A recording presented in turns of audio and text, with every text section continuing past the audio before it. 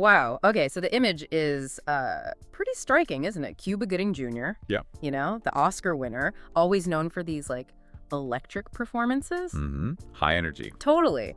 And now you see him in a courtroom, and his face just looks, well, intense in a completely different way, testifying. It's heavy. We're looking closely today at his testimony, right, from the Sean Diddy Combs case. Exactly. And this is based on, verbatim reporting. It's his first time publicly under oath talking about his connection to Combs and what he says he saw. And look, we need to be clear. We're diving into some potentially disturbing stuff here. Right. But the goal isn't sensationalism. It's about trying to understand the key things he revealed, what his actual words were, and maybe what they signify. Yeah, getting insight through his direct account. So our mission here in this deep dive is really to unpack the core parts of that testimony. Okay. Like, how did his relationship with Diddy even start? What did he say about specific events, that yacht party, the mansion parties? Why speak out now? That's a big one too. Definitely. And just his broader take on the whole culture he says he was part of. All right, so where do we begin? The start of the relationship. Yeah, let's start there. He said they met through a mutual friend, early 2000s, I think. Right. And his first impression of Diddy, what stood out to you there? He described him as, charismatic, powerful, someone who made you feel important. That magnetic thing, yeah. Yeah. Draws people in. But then almost immediately he added that that charm came with a price. Oof. Yeah, that hits differently, doesn't it? That little addendum.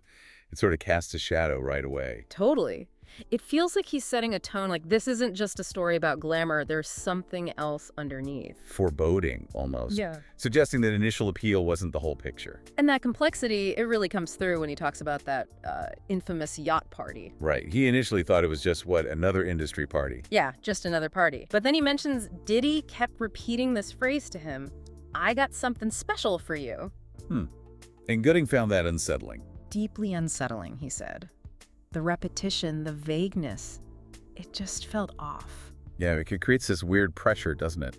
Like you're being singled out, but you don't know why exactly. And his description of Lil Rod at that same party.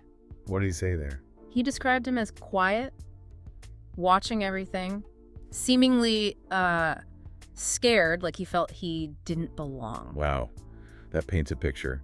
Someone really out of their element, maybe feeling intimidated. And then comes the moment where, according to Gooding, Diddy tells Lil Rod to sit right next to him. Okay. And Gooding's reaction? It was intense. He raised his hand in court, swore to God, said, I didn't do anything, I didn't touch him, I never touched him. Very emphatic. That's strong. Yeah. Why such a forceful denial, do you think? Well, he said he felt like he was being set up, put in a situation he didn't want any part of. He didn't want to play that game, as he put it. So he felt manipulated somehow. Yeah, and trapped, that's the word he used. He said, you don't say no to Sean Combs. He had people eyes. Whoa. That speaks volumes about the power dynamic, right? The perceived control Diddy had. Absolutely. So he ended up leaving the party early, said he just felt uneasy, like something wasn't right. And he brought up his own past legal troubles. He did. He made a point of saying, look, I've made mistakes, I've owned up to those, but this specific situation, I'm innocent. He got pretty emotional about his name being dragged into this whole thing. Trying to draw a clear line in the sand, maybe? Huh. Between his past and these current allegations. Seems like it. He said he wanted to testify so the truth, his truth, could come directly from him, not just, blogs and rumors. Makes sense. He wants control of his narrative, in this at least. He also mentioned seeing the recording of Lil Rod's deposition. And he did offer an apology, sort of a general one, if he ever made anyone uncomfortable. But he stuck to his guns about not touching anyone at that party. Absolutely. Reiterated that point. And he even voiced this concern, like, what if Diddy's walls are caving in? Is he going to be made a scapegoat? Survival instinct kicking in, perhaps. Maybe. And he regretted not speaking out sooner, said it was because of fear. That fear element seems really significant throughout his testimony. Even with his own public profile and past issues, he still felt that fear regarding Diddy. Apparently so, which tells you something about the perceived power and potential danger, right? How it can silence people. Yeah, definitely highlights that climate of fear. Okay, so moving on from the yacht party, he talked about how Diddy's parties changed over time. Yeah, he described this shift from like standard Hollywood parties to these really exclusive invite-only things. More control. Much more. He mentioned phones being confiscated became routine. Standard practice for secrecy, yeah. And then he described this party at a Miami mansion. It was spa-themed, he said. People are given robes. Robes. Okay, that's different. What could that signify?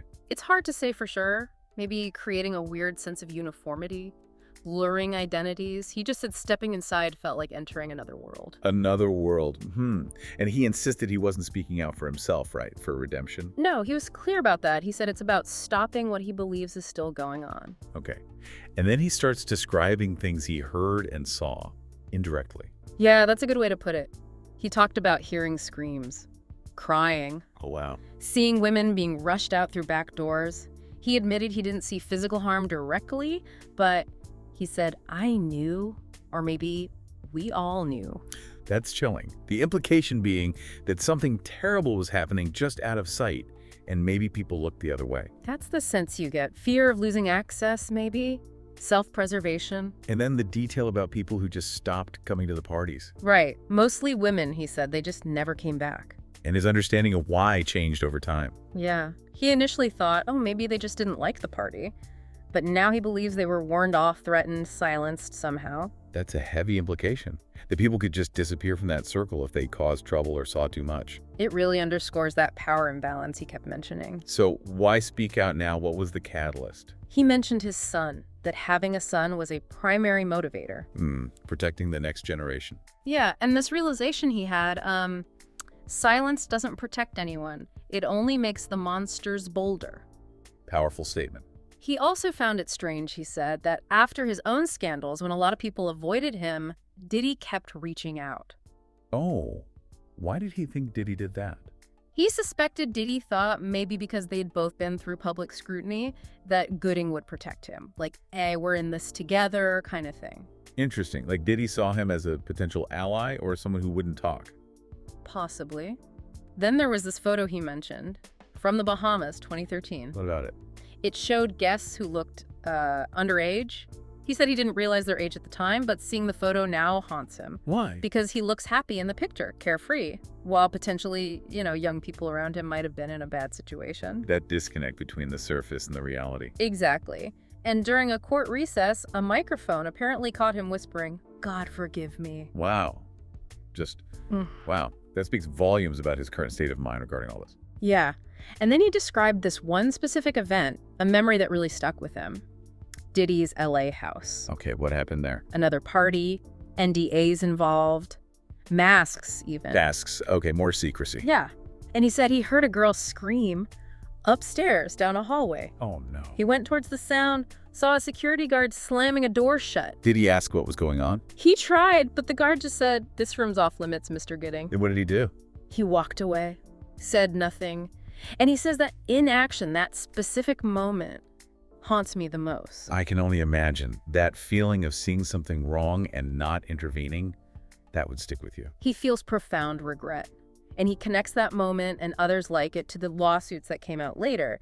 He recognized, he said, the same eyes, same fear. Seeing a pattern over time. Exactly. But he also talked about his own fear. Would people even believe him, given his own past? That's a valid concern from his perspective, the credibility issue. And he didn't just point fingers at Diddy. He condemned the silence of everyone else who was there. Other actors, producers, athletes, influencers. He called that silence the real sickness, the shame. Expanding the blame, basically, saying it's a systemic issue. Yeah, he described Hollywood sometimes as a polished nightmare. That's a phrase. So when the FBI raided Diddy's homes... He said, "I wasn't surprised. I was relieved." Relieved. Like validation. Yeah, he hoped it would show people that what he experienced, what he suspected, was real. And he talked about surveillance, cameras. Oh, yeah. Said Diddy had cameras everywhere, openly hidden. Diddy apparently called them memories. But Gooding saw them differently. He called them weapons. Weapons, meaning for control, blackmail, intimidation.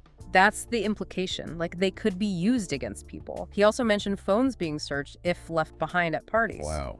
Total control. And he alleged a producer got blacklisted just for threatening to go public about something. Creates a chilling effect, doesn't it? Don't step out of line.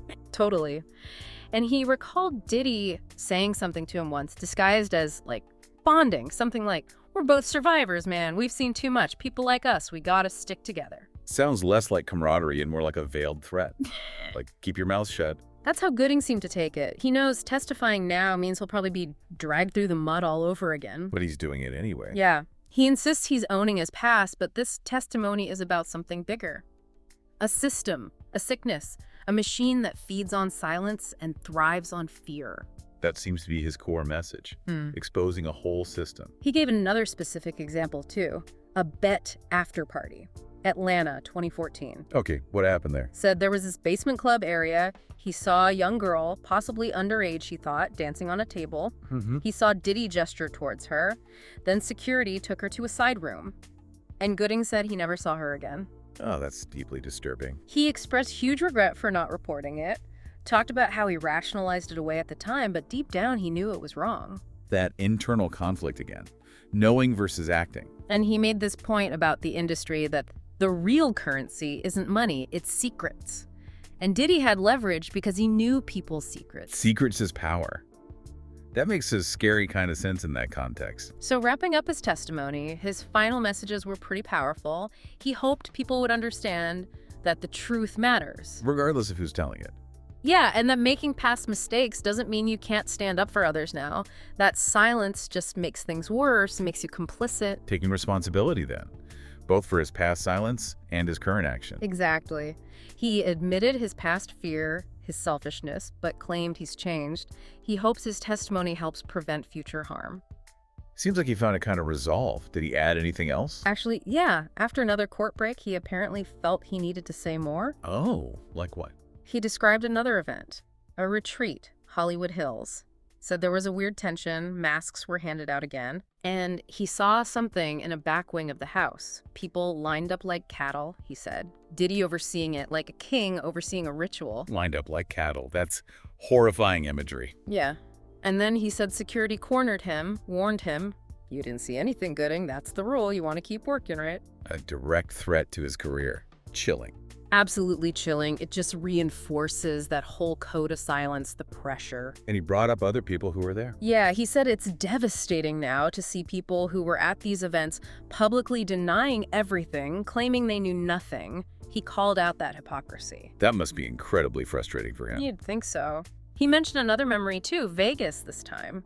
Seeing a young woman pulled down a hallway, her eyes pleading, and him doing nothing, said these memories keep him up at night. The cumulative weight of it all. He even tried to talk to a lawyer friend about it back in 2016. Yeah. The lawyer advised against saying anything, cited NDAs, Gooding's own legal issues at the time, basically said it was too risky. Shows how hard it can be to break through that wall of silence, legally too. Definitely. But then, he said, Cassie and Laurod came forward. And that was the trigger for him. That was the catalyst, yeah. Seeing them speak out gave him the courage, apparently. He said he wants justice for the victims, and he actually addressed Diddy directly in his testimony, saying he hopes Diddy remembers the pain he allegedly caused. Oh, bro. And his final thought was about silence being like a chain, and he's finally broken it. Said you don't have to be perfect to tell the truth, just honest. Finding his voice, finally. Yeah. He talked about Hollywood's sickness, its addiction to power, with Diddy as an enabler, reflected on the personal cost, career, reputation, his soul, maybe. Price he paid. The years spent rebuilding. He accepted some losses are permanent, but he can still be a witness now. And he got emotional at the end, broke down a bit, seemed relieved to get it all out, apologized to victims, people he felt he let down. A huge burden lifted, it sounds like. Yeah. And then the prosecutor just said simply, "Thank you, Mr. Gooding." And that was it. Powerful ending to a really intense testimony. So yeah, reflecting on all that, it's a narrative just soaked in fear, secrecy, these huge power imbalances. Definitely. And the crushing weight of silence. It paints this really complex picture, doesn't it? Where personal failings meet these allegations of, well, systemic abuse. Precisely. And it makes you think about the wider implications for the entertainment industry, for accountability. And just the sheer courage it takes to speak out, especially against powerful people when your own past isn't spotless. So it leaves you wondering, doesn't it, what actually needs to change for that kind of culture of silence to break down? And what's the responsibility of anyone inside those powerful systems when they see something wrong? Yeah, definitely gives you a lot to think about.